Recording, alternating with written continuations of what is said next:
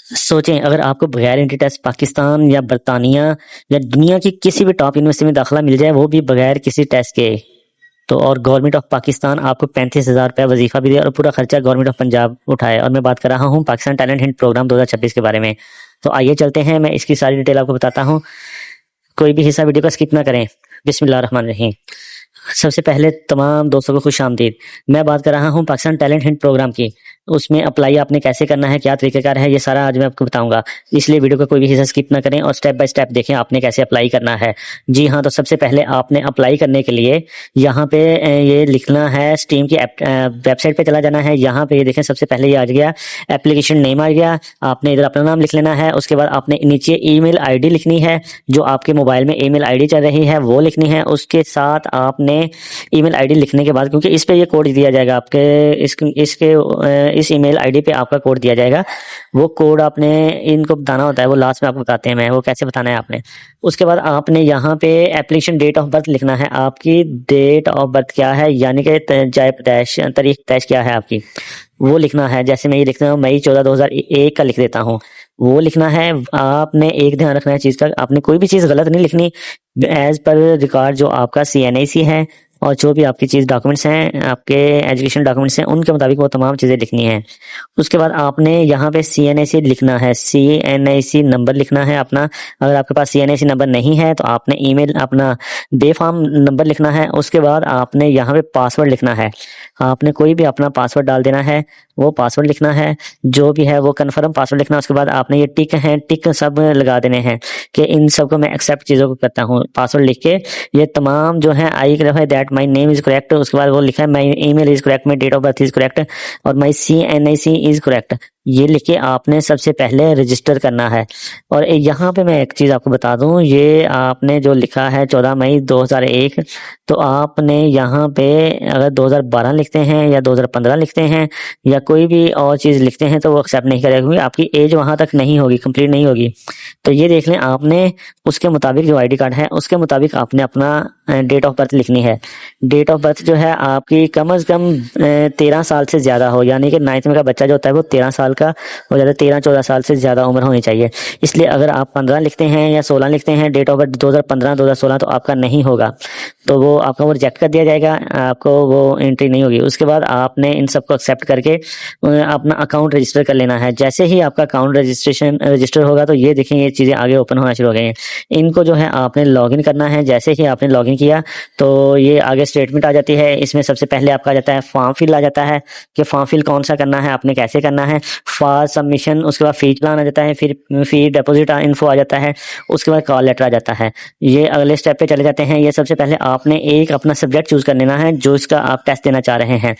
اس میں دیکھیں آپ 9th میں ہیں، 10th میں ہیں، 11 میں، جس بھی کلاس میں ہے آپ نے لیول سلیکٹ کرنا ہے. آپ کس کلاس میں ہے تو وہ لیول سلیکٹ کرنا ہے.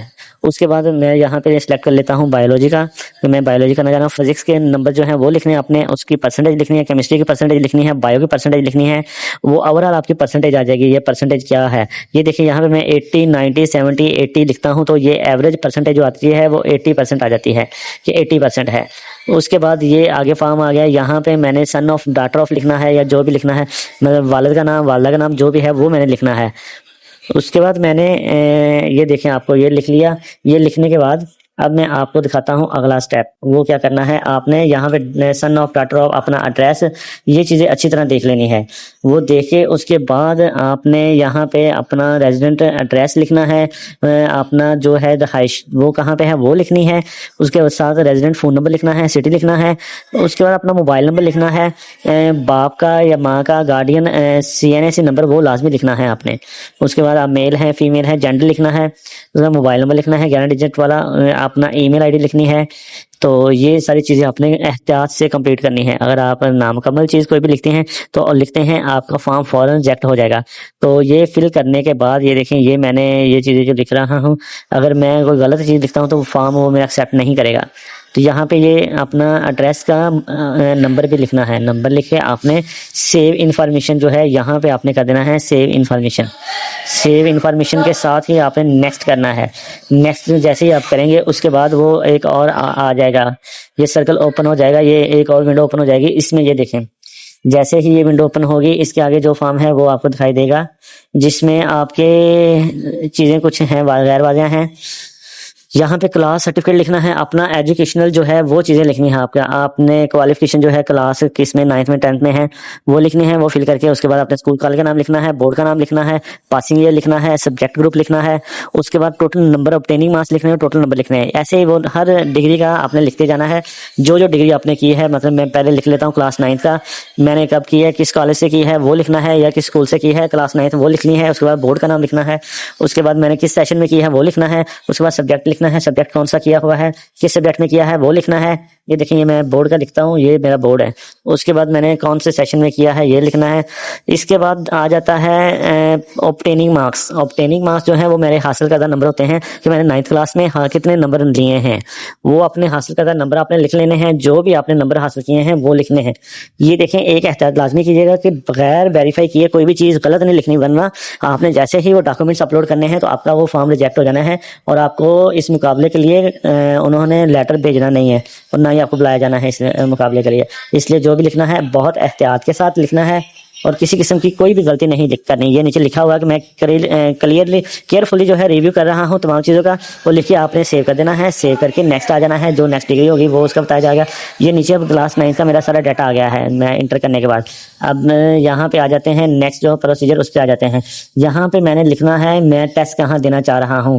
یہ میں اپنا یہ سارے سٹی لکھے ہوئے، پنجاب، اپنا پنجاب کے، سندھ کے، بلوچستان کے، KPK کے تمام سٹی لکھے ہوئے ہیں. آپ کسی بھی جو شہر آپ کو لگتا ہے وہ لکھنا ہے. میں یہاں پہ راولپنڈی اسلام آباد چوز کرتا ہوں. میں دیکھیں یہ آپ نے تمام چیزیں لکھنی ہیں. اس کے بعد انہوں نے پوچھنا ہے آپ سے کہ آپ کو اس کے بارے میں کس نے بتایا، تو آپ نے اپنا نیوز پیپر کا بتا دینا ہے کہ میں نے یہ نیوز پیپر میں پڑھا ہے. نیم اور کمپنی کا ایڈریس، جو آپ کا کالج ہے اسکول ہے وہ لکھنا ہے. یہ میں آپ کا اسکول کا ایڈریس لکھ لیتا ہوں، جو بھی کالج کا میرا ایڈریس ہے، اسپائر کالج جھنگ، تو یہ میں لکھ لیتا ہوں. انہوں نے سیو کرتا اس کو سیو کر لینا ہے. اپڈیٹ ہو جانی ہے، اپلیکیشن اپڈیٹ ہو کے اس کے بعد ڈکلیئر بائی کینڈیڈیٹ آ جاتا ہے. اپلیکیشن فاسٹ چینج کی آ جاتی ہے. اس میں یہ ساری چیزیں آپ نے ایک دفعہ پھر غور سے پڑھ لینا ہے. میں بار بار آپ کو کہہ رہا ہوں چیزیں اچھی طرح پڑھ لینی ہیں. پڑھ کے آپ نے دوبارہ ریویو اس کا کرنا ہے. ریویو کر کے اپنا نام، father name, sun of daughter, ان کا ڈیٹا، یہ دیکھیں 9th کا میں کر رہا ہوں، اور 9th کے یہ میرے مارکس ہیں. ٹوٹل مارکس اور ٹیننگ مارکس کتنے % بنتے ہیں. آگے اپلیکیشن فارم ہے، یہ میں سیو کر لیتا ہوں. سیو انفارمیشن پہ جانا ہے، پھر نیکسٹ پہ جانا ہے. یہ میں کرتا ہوں. یہ آپ نے احتیاط کرنی ہے، کسی قسم کی کوئی غلطی نہیں کرنی. آپ نے اس کو فل کر لینا ہے، اس فارم کو فل کر کے سبمٹ کر دینا ہے. جیسے ہی آپ سبمٹ کریں گے اس کے بعد فی کا آئے گا. فیس کا آپ یہ دیکھ لیں، یہاں پہ اپنا کنزیومر نمبر آ رہا ہے. یہ آپ کسی بھی الائٹ بینک، عسکری bank, mobile banking, internet banking جو ہے ان کے ذریعے کر سکتے ہیں. آپ نے سب سے پہلے اپنی بینک کی ایپ میں جانا ہے، لاگ ان کرنا ہے. وہاں پہ آپ نے سلیکٹ پیمنٹ میں جانا ہے. پیمنٹ سلیکٹ کر کے آپ نے ون پے لنک جو ہوتا ہے، سرچ اینڈ سلیکٹ اپنا ون پے لنک آ جانا، بل ٹائپ آ جانا بل پہ. اس کے بعد کنزیومر نمبر ہے وہ آپ نے دینا ہے. اگر آپ سے پوچھے تو آپ نے جنریٹ پن کرنی ہے، وہ OTP آپ کو سینڈ ہوگی. اس کے بعد آپ نے کنفرم ڈیٹیل اینڈ پے کرنا ہے سلیکشن.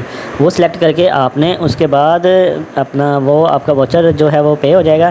وہاں پہ آ جانا ہے. یہ دیکھیں یہاں پہ آ جائے گا فارم سبمیشن گرین ہو گیا ہے. اس کے بعد فی چلان پرنٹڈ یہ بھی آپ کا گرین ہو گیا ہے. تو یہ جیسے ہی یہ گرین وغیرہ سمجھے آپ کی فیس بھی پے ہو گیا، فارم بھی سبمٹ ہو گیا. اس کے بعد فی ڈپوزٹ انفو مسنگ ہے آپ کی، do not HBL mobile app and setting company. اچھا یہ اپنے یہاں پہ آ کے یہاں پہ اپنا واچر اپلوڈ کرنا ہے. واچر جیسے ہی آپ اپلوڈ کریں گے آپ کا سارا ڈیٹا آگے آ جائے گا. تو یہ واچر آپ نے یہاں پہ اپلوڈ کر دینا ہے. اس کے بعد آپ نے یہاں پہ فی ڈپوزٹ انفو مسنگ جو آ رہا ہے یہاں پہ کلک کرنا ہے.